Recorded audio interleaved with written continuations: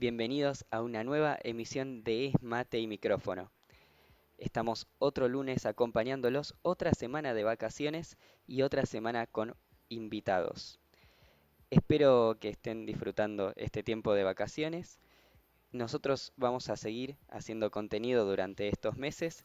Como pueden estar viendo, tenemos un cronograma especial que va a estar subido a nuestras redes sociales, más específicamente en Instagram lo van a poder encontrar y vamos a subir episodios de forma semana por medio cada programa. Es decir, Mate y Micrófono va a subir los lunes semana por medio y Dual los jueves semana por medio, ambos a las 18 horas.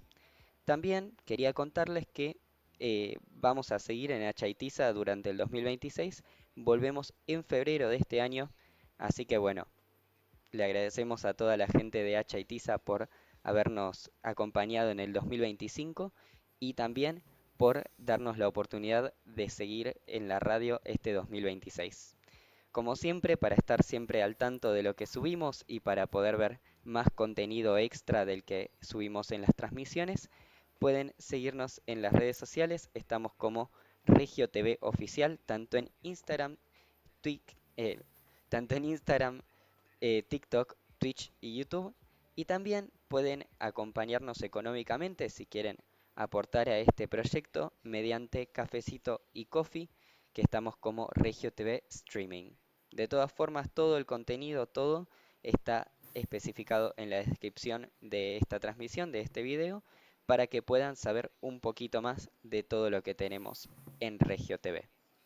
Ahora sí, vamos a empezar. Les voy a presentar a nuestro invitado de esta semana, que es Federico Serramalera. Hola, buenas tardes. Bienvenido. Eh, ¿Querés contarnos un poquito de nada, vos para empezar esta transmisión? y yo soy, bueno, como dijiste vos, Federico. em, Fui al PIO, ahí donde nos conocimos. Ujú. Y después, bueno, toda mi vida hice mucho deporte. Arranqué con el tenis y, bueno, después un poco más grande arranqué con el vóley y me quedé con eso. Muy bien. ¿Ahora seguís jugando en algún lado o qué estás haciendo? Ahora estoy en Suiza, jugando al vóley Ujú. en un equipo, ¿viste? Ahí va. Vóley Ambersig. Y nada, emocionado ¿Y en por qué la lugares estuviste oportunidad. jugando? Y esta es la primera vez que estoy afuera de Argentina. Ujú. Antes jugué en Vélez, en Ferro, en Utrecht. Ahí va. O sea, tenés ya una larga data en el vóley, digamos. Sí, toda mi familia juega al vóley. Mm, Mi hermana, mis papás, mi- mis tíos, mucha claro. gente. Y eso es es un apoyo grande, creo yo, ¿no? Tener a toda tu familia en el mismo rubro te ayuda como a que se haga más llevadero, digamos, todo el camino del deportista, ¿no? Por un lado sí, tienen mucha experiencia para aportar, Mm, saben de lo que se trata, saben lo que experimenta uno, pero también del otro lado tenés como un poco de presión extra, ¿no? claro, Eh, Cuando ven el apellido, mucha gente ya tiene algunas expectativas y muchas veces no se cumplen o a veces puedes sorprender, ¿no? Pero claro. es una presión extra. Y bueno, me gustaría preguntarte un poco sobre cómo se maneja, digamos, el tener una carrera profesional en el deporte en momentos en los que uno normalmente está estudiando o está, eh, sí, formándose en una escuela secundaria, digamos. Y la verdad, eh, por lo menos en mi experiencia, es muy raro a un nivel de esa edad de secundario tener una carrera profesional. Ahí es más amateur. Mm, Eh, Hay distintas maneras de llevarlo. Mucha gente deja lo escolar en lo secundario, o sea, como como en un segundo segunda plano. importancia, claro. Otra gente le dedica a las dos cosas. Yo en lo personal tuve un dilema ahí Mm, grande porque yo fui a un colegio electrónico y era duro, sí, me costaba bastante poder cumplir con toda la exigencia de tiempo más el entrenamiento. claro. Entonces estuve ahí debatiendo qué hacer bastante tiempo. Un año hasta dejé de jugar al vóley, me dediqué completamente al colegio y me di cuenta que no era lo que me gustaba del todo. Claro, Y entonces nada, es duro, es duro. Tenés que darte cuenta que en algún momento alguna cosa hay que resentir. Ni hablar salidas con amigos y todo eso, pero también... mm, Y esta materia quizá un poquito peor me va a tener que ir, pero bueno. claro, el precio de tener una carrera, digamos. Sí, y después más del lado profesional, a menos que seas muy muy bueno, es medio... Hasta que haces ese paso es muy complicado saber que sos profesional, que ya estás establecido, ¿no? Mm, O sea, siempre puedes ir buscando un mejor lugar, un poquito, un pasito, pero eh, o sea, entre cobrar el vóley y poder vivir del vóley hay una diferencia, ¿no? mm. Y bueno, siempre eso es complicado. ¿Y conoces muchos casos de gente que quiere dedicarse al vóley y todavía no lo puede eh, volver lucrativo, digamos, como para mantenerse del deporte? Y sí, no sé si mucha gente quiere, pero mucha gente juega vóley a alto nivel y no puede sostenerse solo con eso. Ok, Eh, en Argentina es muy común, diría que la mayoría de solo los casos. claro, la mayoría de los casos diría que solo los mejores equipos y solo de masculino Mm, pueden vivir tranquilamente del vóley, o sea, de jugar al vóley. Hay mucha gente lo que hace es jugador y entrenador al mismo tiempo, claro. entonces ahí mucha gente vive así. Pero después, por ejemplo, en femenino está peor eso. Y nada, es una situación bastante distinta. Muchas jugadoras están en negro, la gran mayoría. Sí, Es otra cosa. y me imagino que varias de las instituciones suelen prestarle mucha más atención o mucho más recursos a la selección masculina por un tema de, no sé, de costumbre tal vez. Eso es algo medio interesante, por lo que entiendo. Mm, El vóley masculino a nivel internacional, eh, o sea, comparando el vóley argentino con vóley de otros países, es bastante fuerte. Tiene buen nivel, ok, sobre todo la selección, ¿no? sí, Aunque todos los jugadores de selección juegan en Europa o en otros lugares. Si vos mirás el femenino, no, el femenino es bastante débil comparado al masculino, sí, pero en Argentina hay muchas más jugadoras que jugadores. Entonces se podría decir que el interés del femenino es más grande. claro. Pues Pero aún así, claro, hay más jugadoras, pero las instituciones siguen como obviándolo un poco. más o menos, depende del lugar. Mm, Em, por ejemplo, sé que Boca tiene mucho más interés en el vóley femenino que en el masculino. ok. Em, Ese es un lugar, creo que San Lorenzo también. Pero por lo general sí, no sé por qué, habría que ver gente que sabe más, cómo es que el vóley femenino, teniendo tantas jugadoras y tanto interés, no puede sacar un buen nivel comparado al masculino. ¿Y vos notás alguna diferencia, digamos, a la hora de competir o de promocionar, digamos, el deporte contra otros más jugados acá en Argentina como el fútbol?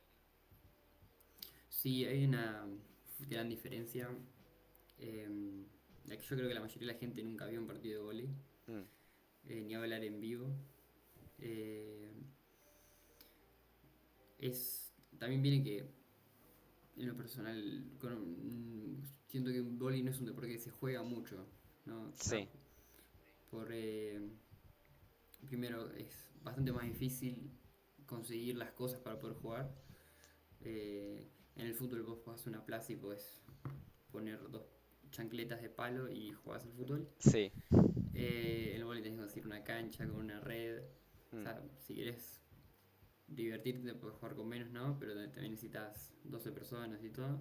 Y después también es bastante más difícil que otros deportes, En, como en cuanto a te lo pide técnico. más, ¿no? El mínimo para poder jugar es más exigente que en otros deportes, Ah, ok, ¿no? ok. Entonces, sí, tiene una barrera de entrada bastante grande comparado a otros deportes. Y después también, bueno, eh, no sé si el marketing y eso, no, obviamente no hay tanto. Claro.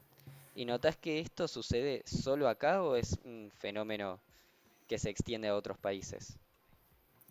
Y se extiende en muchos lugares, pero cada cultura tiene su deporte, ¿no? Por Mm, ejemplo, en Polonia el vóley casi que es más importante, el deporte más importante de todos. ok, Mismo Italia también tiene un vóley que es muy mirado, ¿no? claro, Turquía. Hay países que el vóley es muy importante y después tenés países como Estados Unidos que ni tiene liga. La única liga que claro. tienen es la universitaria. Ahí va. Entonces, Y eso es muy interesante porque yo creo que afecta muchísimo a no, desde mi lado del desconocimiento, ¿no?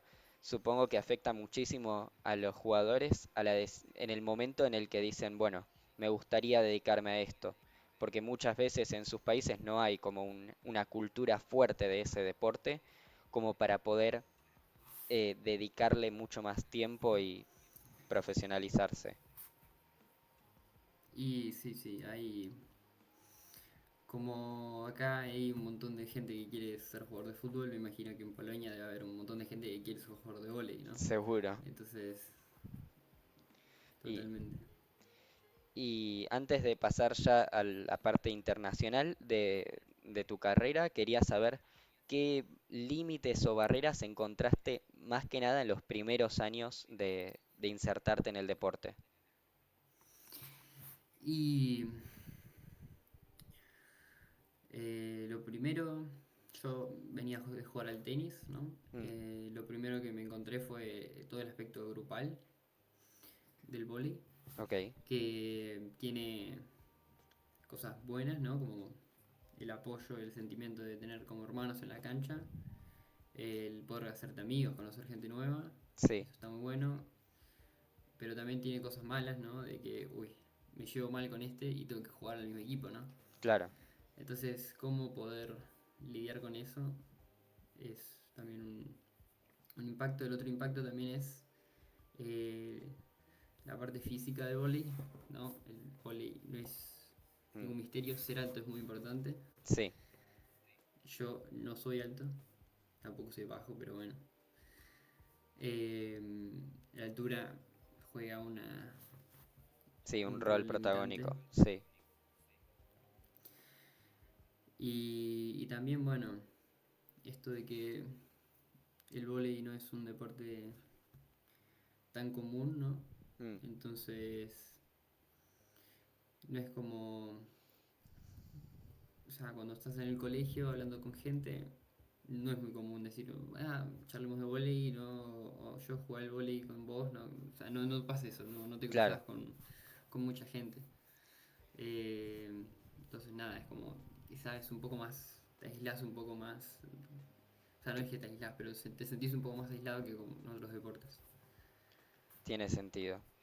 Y yo creo que eso es un aspecto importante para por ahí alguien que esté mirando esta transmisión y quiera empezar a jugar vóley de una forma mucho más seria, de saber todas estas cosas es un apoyo, digamos, para poder entender mejor en dónde se están metiendo, ¿no?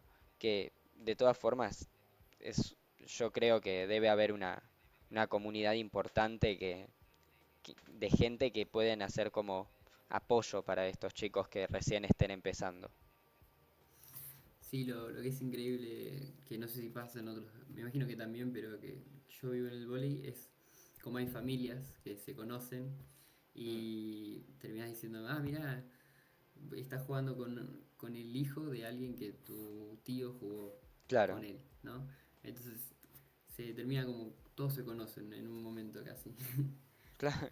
Es como un grupo un poco más chiquito, digamos. Depende un poco del nivel, ¿no? Sí. Ya yo de Capital, ¿no? Mm, La liga de Capital es una cosa, después, bueno, toda la Argentina no conozco bien todas las ligas, pero sí pasa que en varios clubes se conocen. mm. Y después también pasa que sale un club que viene jugando. Me ha pasado que con Utrecht he tenido que ir a jugar a lugares que se nota que son re apasionados y vos ni sabías que existía el club, ¿no?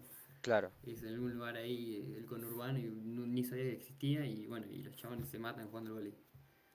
Y ahora sí quería entrar un poquito más en la parte de esa salida al exterior y quería saber, bueno, qué choques encontraste al primer momento de salir del país para jugar el deporte. ¿Notaste diferencias en la exigencia, en la mentalidad, en el nuevo país? Sí, es distinto, es muy distinto. Obviamente el deporte es el mismo. Mm, Eh, del lado de lo más como deportivo, el nivel, ¿no? Este nivel es un poco mejor quizá que el que yo estaba jugando en Argentina. ok, Eh, y bueno, lo otro es que sí se siente como un poco menos de pasión, ¿no? ok, Acá mucha gente, aparte de jugar al vóley, también trabaja, lo tiene más como un hobby, ok. sí, un poco más. Eh, que en Argentina hay como un sentimiento de pasión que Mm. no sé si hay en otras partes. Ese ganas de dejarlo todo en la cancha, ese compromiso, a veces se siente un poco faltante.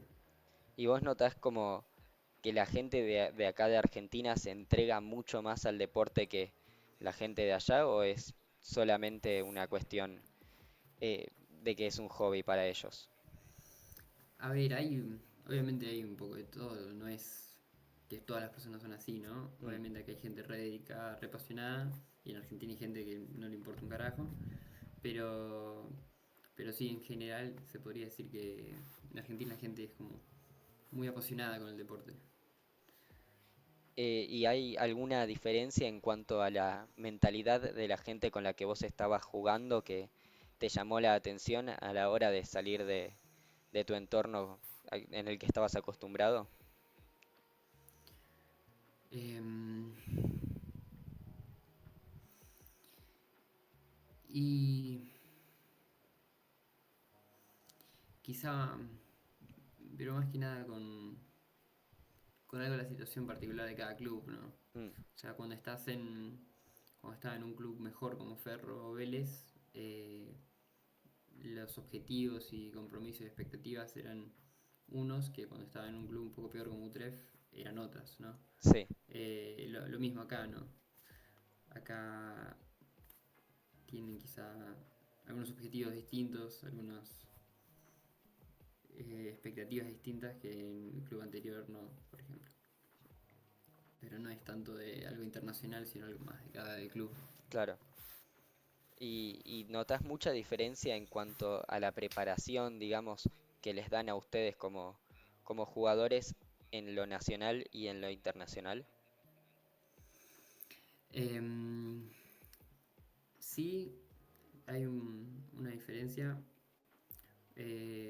Yo de nivel muy alto en Argentina no estuve mucho, solo tuve una temporada, así que no puedo conocer mucho. Mm, Eh, pero sí acá el nivel de exigencia mismo de ser profesional en un club importante es, no, todos los días se entrena, eh, 4 veces por semana al gimnasio, mm. eh, ¿no? Es como muy estructurada, muy demandante y cuando estaba en Argentina obviamente es muy demandante, pero no es tan organizado, no es tan estricto, no es tan... Claro, no hay un seguimiento Sí, tan claro tal vez. claro, pero es más también esto de que en ese lugar me parecía que no eran tan profesionales, ¿no? Habría Mm, que ver en un club más profesional de Argentina. ok. Y después quería saber, ya como explorando un poco más el momento de dejar el país, quería saber cómo te sentiste en ese momento, si notaste que tuviste que dejar a muchos amigos o familia atrás y cómo manejás, digamos, la situación de tener a mucha gente conocida en otro lugar del mundo. Y es duro, es duro tener que dejar los amigos, tener que dejar la familia. Mm, Eh, nada, es verdad que muchos amigos quizá no los vemos todo el tiempo, pero una cosa es no verlos todo el tiempo y una cosa es no poder verlos nunca. No, claro. no, nunca puedes organizar una salida y nada. Mm, Lo bueno es que hoy por hoy con la tecnología uno se puede sentir mucho más cercano sí. a otros, pero bueno, yo tengo la suerte de que tengo a mis papás acá conmigo, Mm, así que eso ayuda un montón obviamente, no estar tan solo, pero igual, ¿no? Abuelos, amigos, no es lo mismo. mm. Eh, Y me- duele, pero también no es que estoy acá haciendo nada, ¿no? Estoy acá jugando el vóley y me gusta y claro. Y me imagino que es eh, para vos debe ser muy importante tener a tu familia allá, porque nada, tiene esa parte de acompañamiento que tal vez no todos los jugadores que salen del país para ejercer el deporte tienen la suerte de tener. sí, sí, definitivamente. Eh, después de perder un partido que tuviste que ir lejos y volver Mm, muy cansado, volver a una casa vacía no es lo mismo que volver a una casa con alguien. claro. Y después ya pasando, digamos, a eh, el aspecto más técnico tal vez del deporte, quería saber cómo, si tuviste que hacer como un cambio vos, tanto en tu físico, en tu mentalidad, para poder potenciarte dentro del extranjero o adaptarte mejor a las nuevas condiciones. Sí, sí, tuve que cambiar muchas cosas, más que nada por el mayor nivel, ¿no? Mm, Primero físicamente, tuve que fortalecerme mucho, no estar más balanceado, más saludable en general. ujú. Eh, y después a aprender a jugar mejor, ¿no? Sí, Eh, mejorar la técnica, entender mejor las cosas para poder elegir mejor las situaciones, poder reaprender, ¿no? Las cualidades de tus compañeros para mm, poder sacarles el mejor provecho. Son todas cosas que, bueno, eh, hay que hacer, pero cuando estás en un... Cada vez que cambias de un equipo, pero cuando estás en un equipo de mejor nivel, es como más necesario todavía. claro. Me imagino que sucede cada vez que te cambias de club, pero debe ser más amplia la diferencia entre eh, los compañeros que vos tenías acá con la gente que conociste en tu nuevo equipo allá en Suiza. Sí, sí. Obviamente desde el lado del deporte son jugadores de otro calibre, Mm, eh, pero también ¿no? Desde el lado personal, eh, allá como que todos somos del mismo lugar, de la misma ciudad, mm, todos jugamos el mismo deporte, o sea, todos somos muy cercanos, ¿no? Todos somos muy parecidos. claro, Acá hay gente de todas nacionalidades, hay gente que habla todos idiomas, todas culturas completamente distintas, gente que, qué sé yo, juega al vóley desde que tiene 3 años, gente que arrancó más grande, son muy distintas las cosas. ¿Y tuviste algún choque con esas mentalidades de tus compañeros que eran de otro lugar en en ese primer tiempo que te mudaste allá? Y sí, mucha gente tiene quizá prejuicios de Latinoamérica o mismo nosotros tenemos prejuicios de otros lugares Mm. y lleva un tiempo romperlos. También lleva un tiempo conocer a gente nueva, ¿no? Pero sí. Y me imagino que en esos países están acostumbrados a una vida que nosotros acá no compartimos o que transitamos de una forma distinta, ¿no? En cuanto a las costumbres y en cuanto a a lo diario, digamos, las situaciones que nosotros enfrentamos. Sí, cosas de los dos que decís, muchos suizos no pueden creer lo que contamos de temas de inseguridad, ¿no? Lo que es estar caminando por la calle sin sentirse seguro, ¿no? Siempre estando mirando que no Claro, aparezca una moto o cosas así. Y después de cosas más cotidianas, por ejemplo acá la gente cena a las entre 5 y 7 de la tarde. O sea, pleno horario de merienda y están sí, cenando. O sea, es un choque completamente cultural.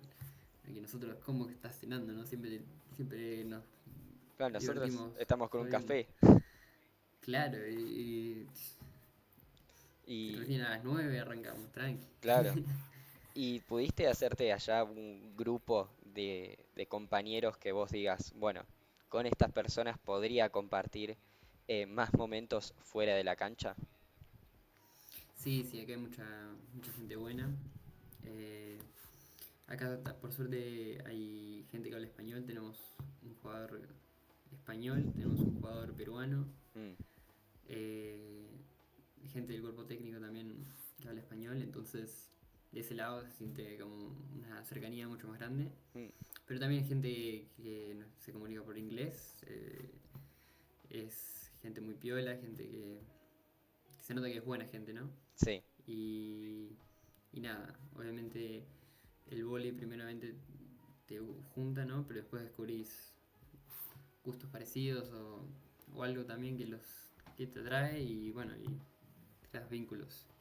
Y me imagino que se aprende mucho también de esa gente porque eh, nosotros acá en Argentina, como vos decías, tenías muchos compañeros de la misma ciudad y que eran bastante parecidos y al llegar allá tener tantas nacionalidades, tantos idiomas distintos que se están hablando, porque me imagino que ustedes se comunican en inglés y en el país hablan alemán y tener gente de todos lados hace que tengas que adaptar tu mente a toda la nueva situación.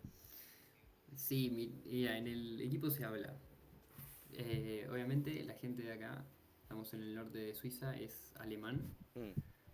pero también hay jugadores de otras partes de Suiza que hablan francés. Entonces tenés alemán y Ah, francés. Después, también tenés, bueno, el español, mm, que hablamos un par, ¿no? Que hay español, hay un jugador español, un peruano, argentinos. Después tenés croata, serbio, no sé qué idioma bien es, o sea, como balcánico, yugoslavo sería, sí. claro, balcánico, que hay un par de jugadores de familia, o sea, ellos no son de ahí, pero tienen familia, entonces Mm. saben hablar eso. Eh, y alguno más. Bueno, y también hay ruso y búlgaro, pero esos no tienen con quién hablarlo, así que, Claro, hablan entre ellos.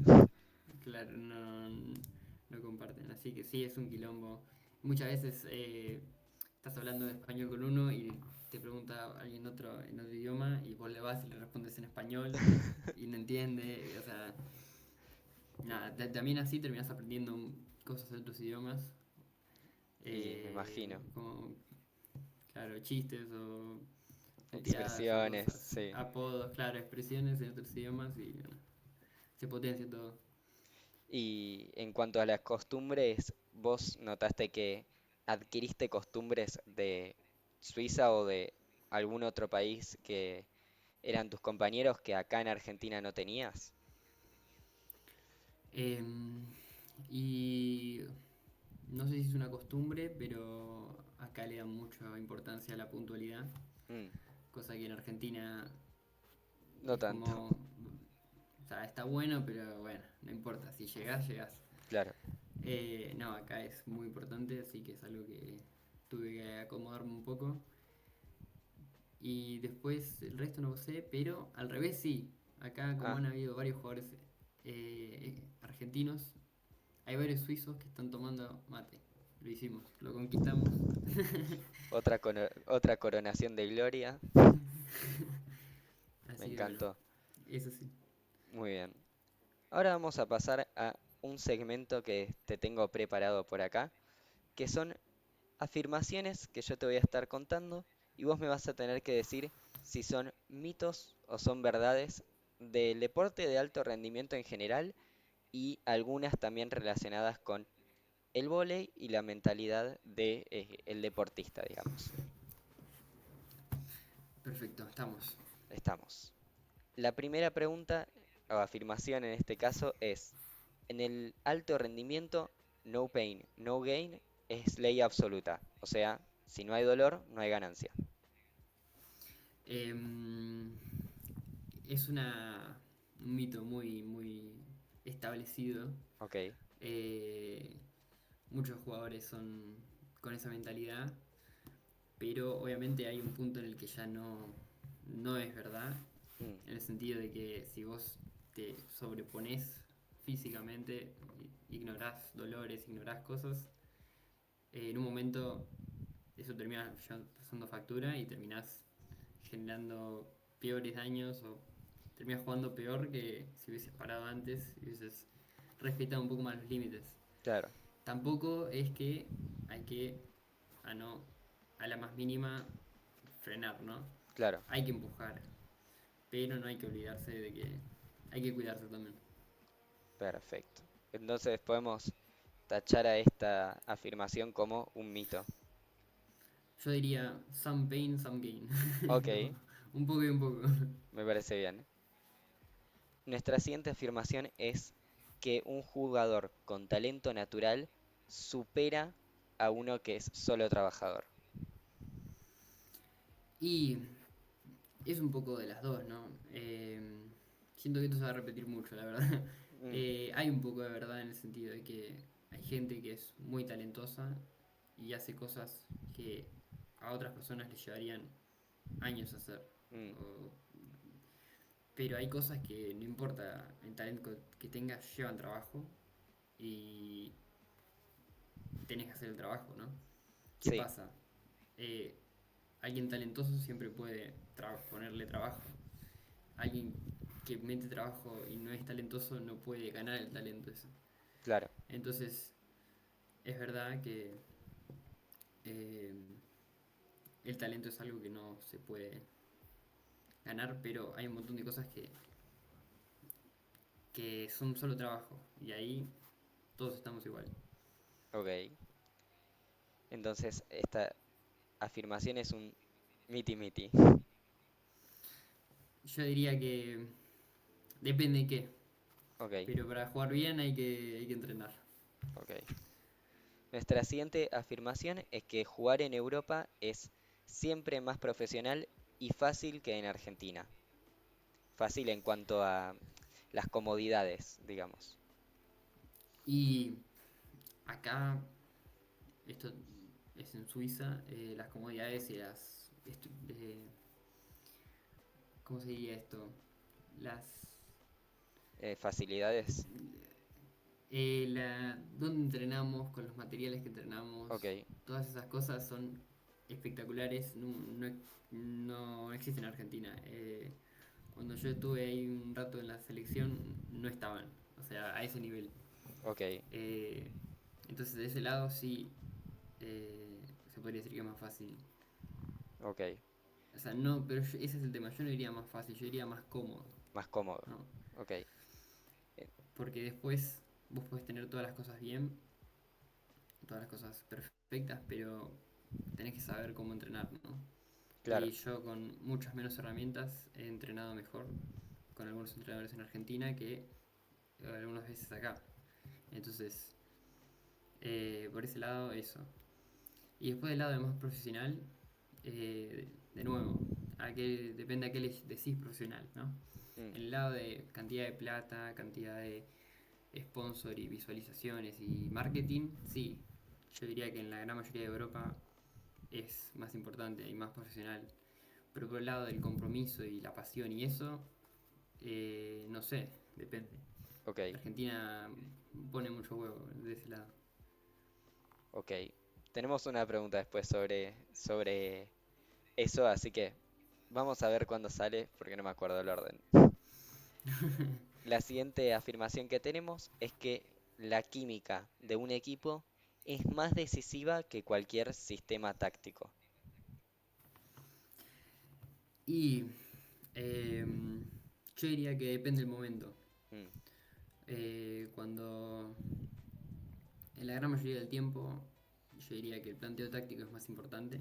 ok, Eh, yo no puedo ni saber tu nombre, pero si yo sé que vos vas a hacer esto porque planteamos la estrategia así, yo puedo jugar acordemente. ok, El problema es cuando las cosas se ponen tensas, el problema es cuando los nervios te empiezan a comer vivo y ahí es donde la química es muy importante, ¿no? Poder sentirte apoyado y tener un hermano de guerra al lado ok, es fundamental para poder calmarte, para poder arriesgarte y para poder sentirte apoyado, básicamente. Es muy importante. Entonces yo diría que en momentos tensos la química es más importante. ok. Me parece una muy buena respuesta a esta afirmación. La siguiente que tenemos es que para llegar lejos hay que elegir una posición y especializarse antes de los 18. Em, yo diría que depende un poco de las posiciones. Mm, Y bueno, 18 es medio, qué sé yo, o sea, si 17 o 19 no te va a cambiar mucho. mm, Pero yo diría que sí hay como distintas, o sea, si vos querés ser armador, probablemente sí. Para esa edad ya tenés que haber sido armador. ok, Si vos querés ser receptor, puede ser o libre o punta, sí, ¿no? Y mientras estés recibiendo, no importa tanto especializarte. Y después, si querés ser atacante, puedes ser punta opuesto también. eh, no es tan limitante, ¿no? ok, Más que nada es como las situaciones de juego, ¿no? O sí, sea, si vos vas a jugar de una posición que tenés que recibir bien, tenés que estar recibiendo, ¿no? No puede ser que estés jugando de armador, ¿no? Porque claro, después no vas a estar recibiendo, ¿no? sí, Pero es verdad que hay posiciones que tienen un poco de superposición. ok. Y después también mismo a nivel alto hay muchos jugadores que no están 100% especializados, ¿no? Y no se presentan Eh, problemas. em, a ver, el 90-95% de los casos los jugadores son especializados, ¿no? Ok, Pero hay muchos jugadores que pueden jugar más de una posición bien, ok. ¿no? Entonces podemos Eh, ponerlo ahí en el yo medio diría también. yo diría que si te puedes especializar está bueno Mm, especializarte. ok, Te facilita mucho, ¿no? Porque limita la cantidad de cosas que tenés que entrenar, básicamente. ok, genial. Nuestra siguiente afirmación es que la rivalidad interna por un puesto puede destruir a un equipo. Acá puse siempre, pero en realidad es un potencial. Em, Eso es completamente verdad. Yo he estado en equipos que entre gente del mismo rol son como casi enemigos, se odian. Mm, Y he estado en equipos donde se rebancan y se apoyan y se dan consejos y todo. ok, La cuestión es, para un entrenador no sé qué es mejor, ¿no? Porque muchas veces el hecho de tener alguien que está con muchas ganas de sacarte el puesto, hace que juegue mejor, ¿no? Y se potencian desde el lado de rivalidad, Ujú. pero también es que es verdad que hay una situación que es muy feo estar en ese grupo, ¿no? Donde Claro, hay una rivalidad y choques constantes. Del otro lado también, ¿no? Puede ser que se estén potenciando, dándose consejos y mirá, a mí me funciona hacer esto así, fíjate que lo estás haciendo de la otra manera, mm, y pues, juegan mejor así, ¿no? sí. Así que, qué sé yo, a mí no me gusta estar en una situación así donde hay choques constantes, pero conozco gente que juega mejor así.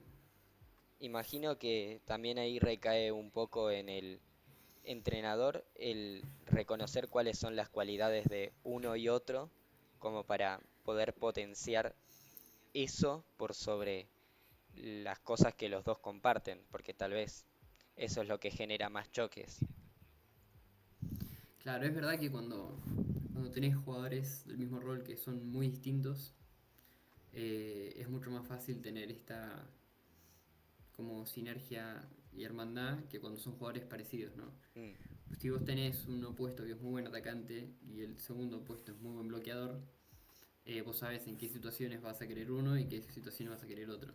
ok, Pero si los dos son parecidos, si los dos son atacantes y solo hacen atacar esta pelota bien, y ahí es donde puede surgir más choques. claro. Entonces podemos decir que esta afirmación es verdadera. Sí, yo diría que sí. La siguiente que tenemos es que el deportista de élite vive en una burbuja y se pierde de ciertas cosas de la vida real. Em, sí, definitivamente hay mucha gente que es así. También yo he compartido equipo con muchos jugadores que aún así siendo jugadores de alto rendimiento se dejan vivir la vida también. Ok, Salen de joda, disfrutan. Pero la mayoría de los jugadores eh, no eligen eso. ok. Y supongo que es difícil encontrar ese equilibrio entre la vida personal y la vida profesional cuando tu cuerpo está expuesto a esa vida profesional. Claro, exactamente. Es cosas sencillas, ¿no? Como, por ejemplo, tenés un día libre y eh, querés ir a esquiar, ponele. Sí, O querés ir a andar en patineta, algo más accesible y tenés que pensar si querés hacerlo, ¿no? Porque tenés riesgo de poder caerte y lastimarte y eso implica no poder entrenar. claro, Y no es solo que te cagas a vos, sino que también cagas al equipo, ¿no? Porque ahora el equipo tiene un jugador menos para entrenar y ahora tiene que acomodar el entrenamiento y claro. Entonces, en es un este problema. caso, podría decirse que es verdad también. Sí, pero también es verdad que las cosas que experimenta un atleta de alto rendimiento, el resto de gente tampoco las experimenta. Claro, Entonces es como un trueque que haces. ok. Me sirve saber eso. Después, quería saber qué es la siguiente afirmación. Si después de una lesión grave uno no vuelve a ser el mismo, tanto en lo físico como en lo mental. Y em, depende de los casos. Hay gente y lesiones que definitivamente te pueden dejar con lesiones medio permanentes, Mm, pero yo diría que la mayoría se pueden volver. ok, Em, También depende de uno, ¿no? De cómo uno puede llevarlo psicológicamente eso. ok. Yo tuve la desgracia de sacarme el hombro del lugar, Uh, tener una luxación varias veces y es verdad que aunque físicamente ya esté bien, mm, psicológicamente no confío en mi hombro del todo, ¿no? claro, No confío en mi hombro como confío en mi pierna. Es ok. algo que siempre protejo un poco. Entonces, tiene algo de verdad. Y decís que puede limitar, digamos, mucho la capacidad de un jugador haber tenido una lesión de este tipo. Eh, y depende mucho de cada situación. Conozco un jugador que es atacante Mm, y ha tenido problemas de hombro. Se ha tenido que operar, que yo no me tuve que operar. Y después de operar se sentía mejor que nunca, mejor ok, que antes de haberse lastimado. Entonces, como que terminó jugando mejor después de eso. ok, Es algo muy dependiente de cada caso. ok. Nuestra siguiente afirmación es que la presión de una selección es distinta a la de un club. En este caso dice más pesada, pero Y yo no tuve la bendición de poder experimentar jugar para mi selección, mm, pero imagino que algunas cosas son distintas y algunas cosas son parecidas. Lo que tiene de parecido es, me imagino, ¿no? Hablando un poco sin saber, sí, este sentimiento de nerviosismo y ansiedad, eso no cambia, no importa qué camiseta tengas puesta, mm, pero yo siento que sí puede cambiar un poco este sentimiento de apoyo y de hermandad, claro, estar en una banda de compatriotas, ¿no? Ahí todos peleando por tus colores, que en otra situación donde quizás es la primera vez que estás en ese equipo, ¿no? mm, Primera temporada ahí, con gente que conoces hace 3 meses, claro, puede llegar a ser distinto. ok, Pero es verdad que hay mucha gente que es muy apasionada por clubes, así que puede llegar a ser parecido. ok. Pasamos a la siguiente afirmación que dice que hoy un deportista profesional también debe ser influencer o tener una marca personal. Y em, hoy en día cada vez hay muchos más así atletas con marca personal. Eh, en Japón es muy conocido eso, muy famoso. Sí, Muchos voleibolistas japoneses ganan hasta más plata por sus y tipo trabajo de influencer que por su trabajo de volei. Pero también hay un montón de jugadores que solo viven del volei y ya está. ok, Yo diría que es una opción, no sé si es una obligación. ok. Nuestra siguiente afirmación es que en el vóley la altura es un requisito importante para sobresalir.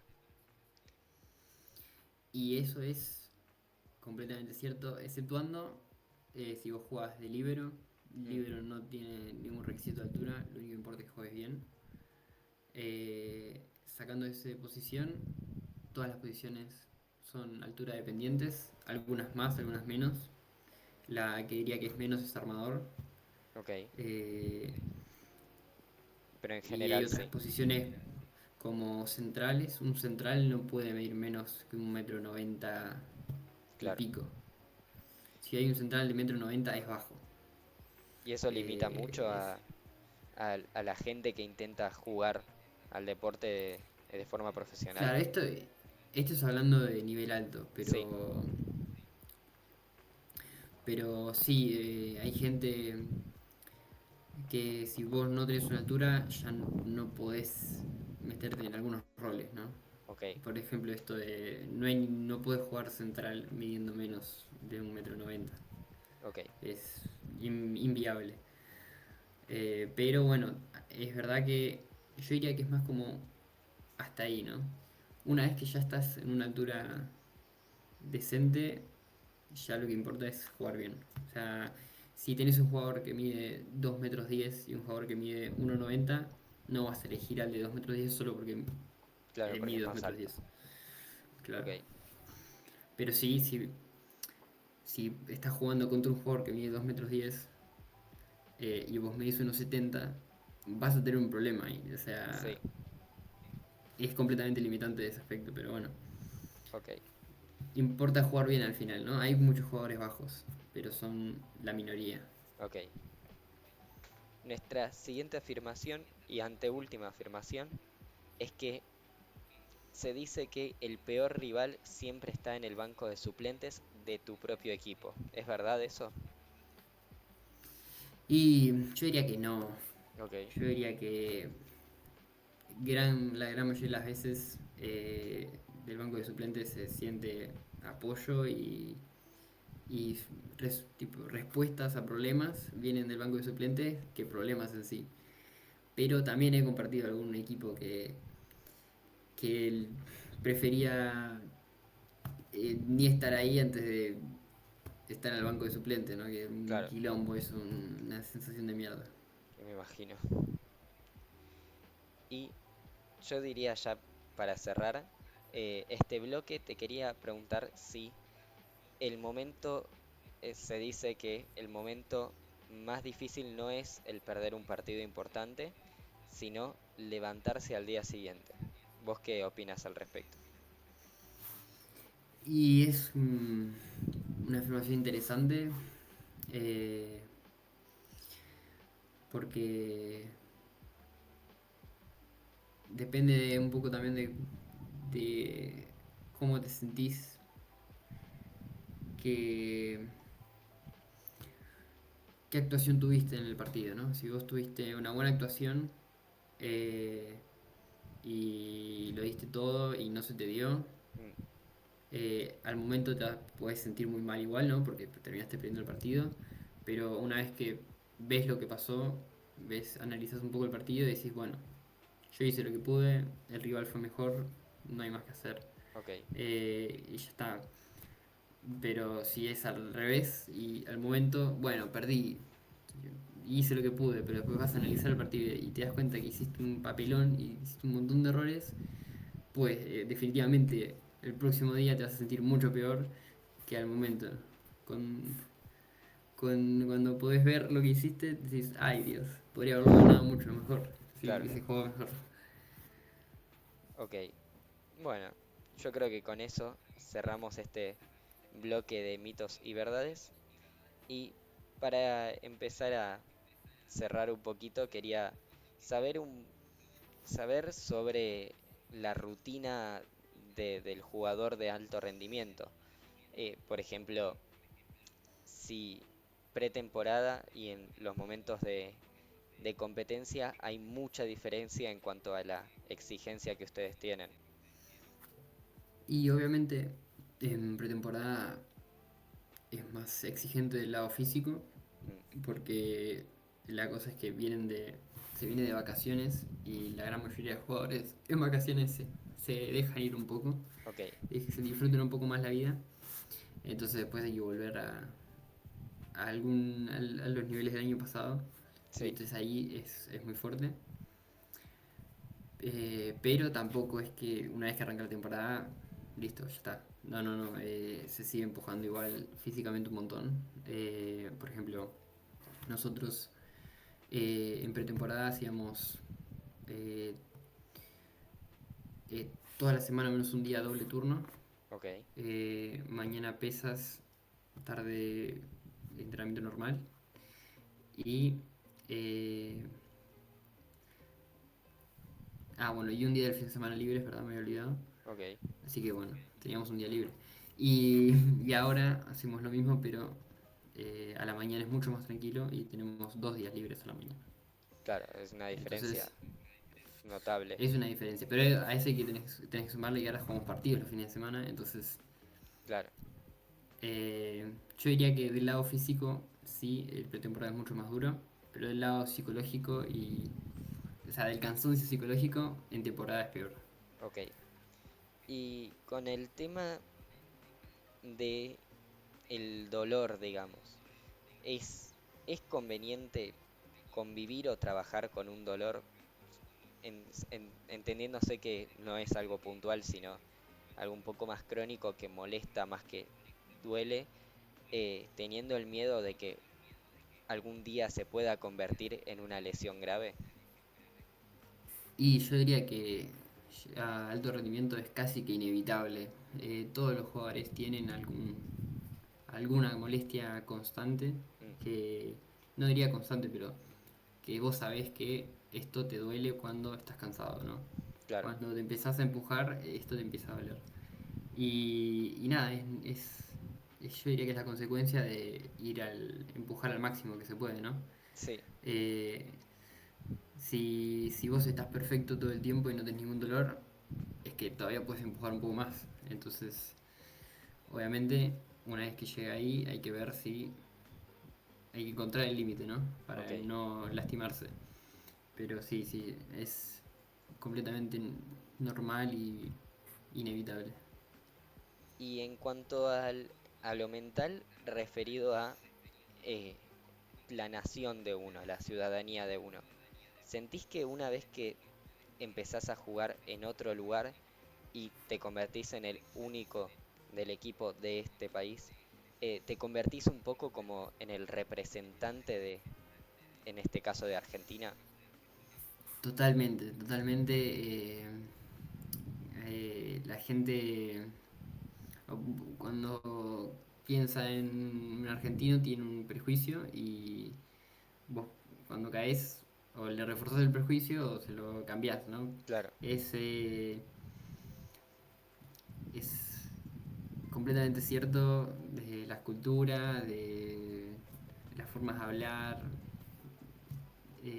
todo, todo. O sea, mismo desde el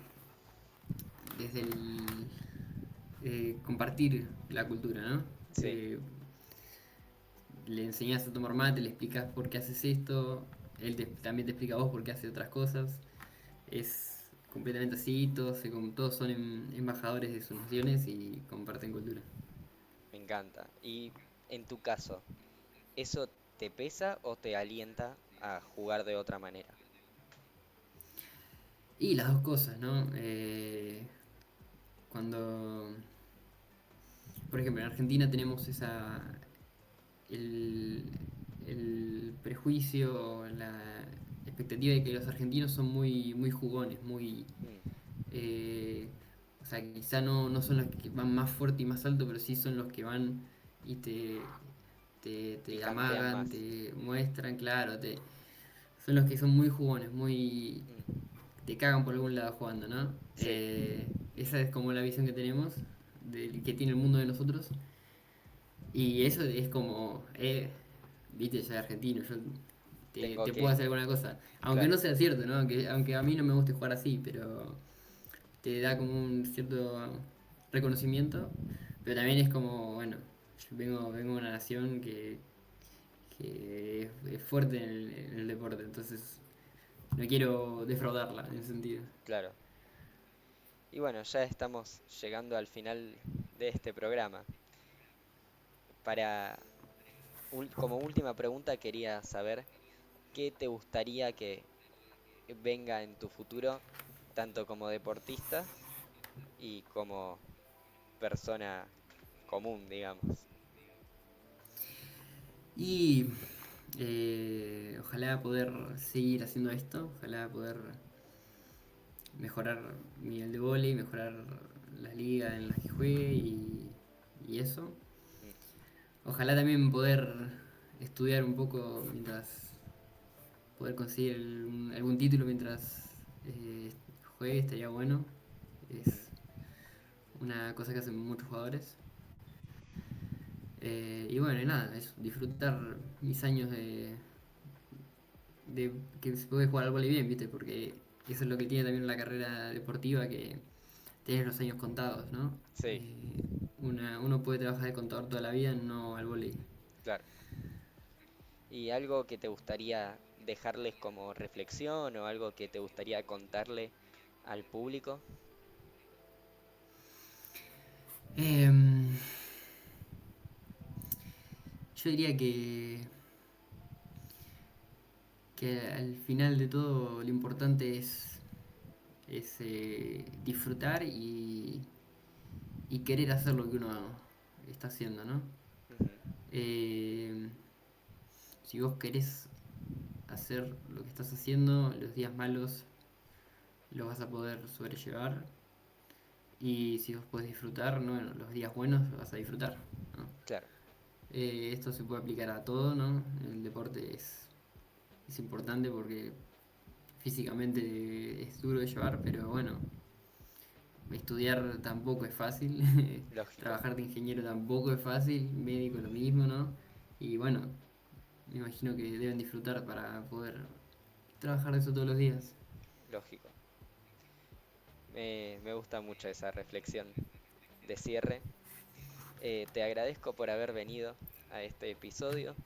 Obviamente, siempre que quieras volver y contarnos un poco más, o mismo por las redes sociales, actualizarnos sobre tu carrera, estás más que invitado.